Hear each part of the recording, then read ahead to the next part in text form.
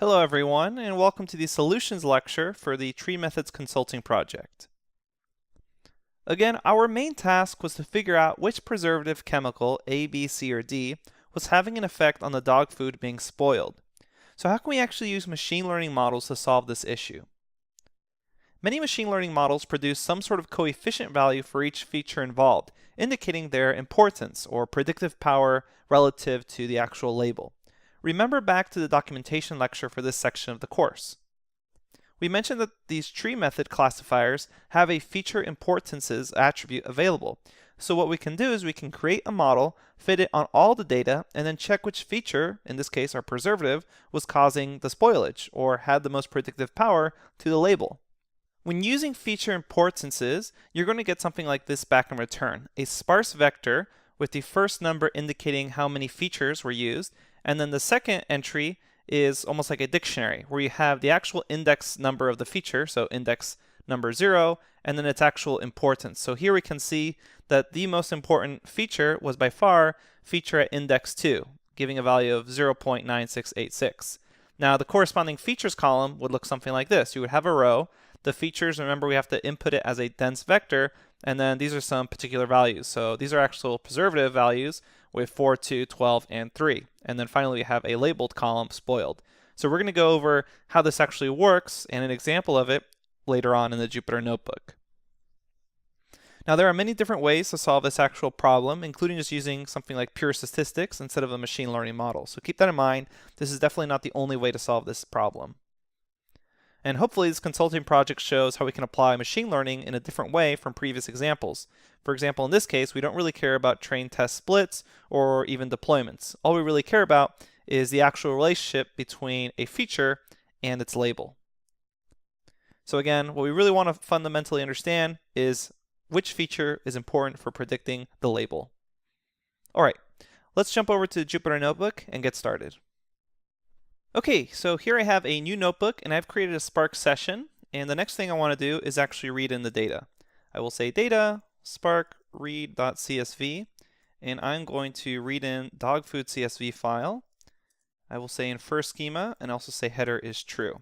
And as always, there's a notebook underneath the tree methods folder that has all the code that I'm going to be working through here. So it's called Tree Methods Consulting Project Solution. And the basic idea of our approach here is we're going to perform a random forest classifier model on the data itself. So if I say data head 1, just so I can see what the data looks like, I have these 4 rows, or 4 columns I should say, these 4 columns for this particular row of the preservative percentage amounts, A, B, C, and D. And then I have whether or not it was spoiled. So what I want to do for this basic approach is build that random forest classifier model that is able to predict whether or not this particular batch of dog food is spoiled based off their preservative amounts. Then I'm going to request the feature importance off that model and see if a particular preservative is really important. In that case, I can figure out which preservative is causing the issue. So let's continue along.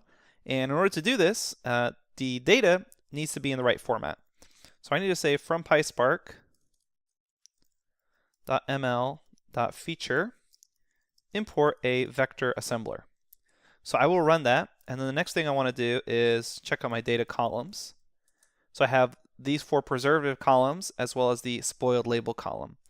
So then I will create an assembler object and set it equal to vector assembler, and my input columns are going to be A, B, C, and D. So the 4 preservatives, and I'm going to create that as an output column just called features. So there it is, and then the next step is to actually transform the data. I'll say output is equal to that assembler object I just made, and then I'm going to transform my actual data. So we'll transform my data, and then we'll say from PySpark.ml.classification, I'm going to import my random forest classifier. And we can also do this with a decision tree classifier. Either way, it's fine. So we'll say random forest classifier, and I'll say RFC is equal to a random forest classifier. And in the solutions notebook, we use a decision tree classifier. So either way, it's fine. I'm going to say my label column is equal to spoiled. And then I'm going to say my features column is equal to features.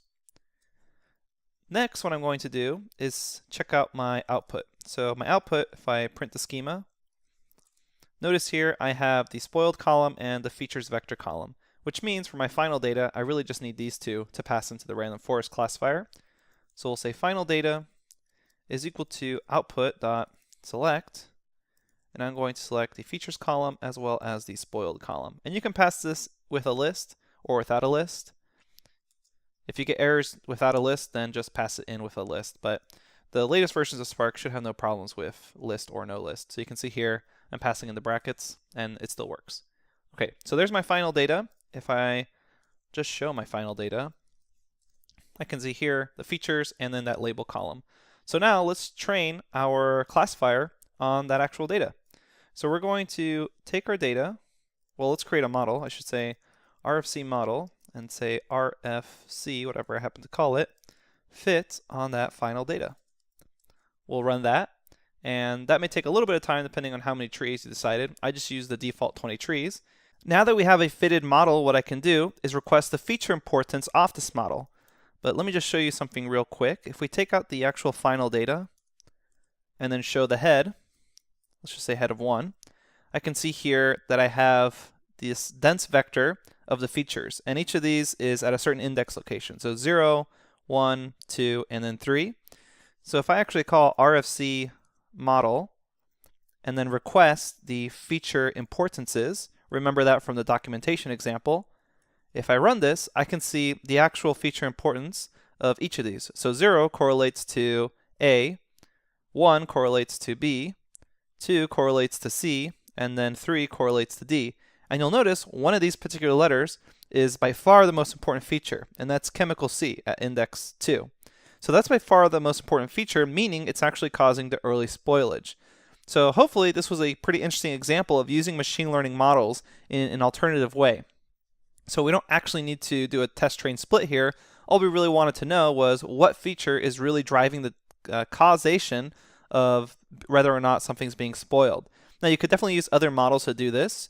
But for actual, just a quick, easy attribute, definitely random forest or decision tree classifiers make it really easy for you. So feature importance, you can call that off a decision tree as well. And if you call that off a decision tree, it would also indicate that this is by far the most important feature. Okay, hopefully that made sense to you. If you have any questions, since I know this was a bit of a different approach than what we've done in the past, feel free to ask them at the Q&A forums. Okay, thanks, and I'll see you at the next section of the course.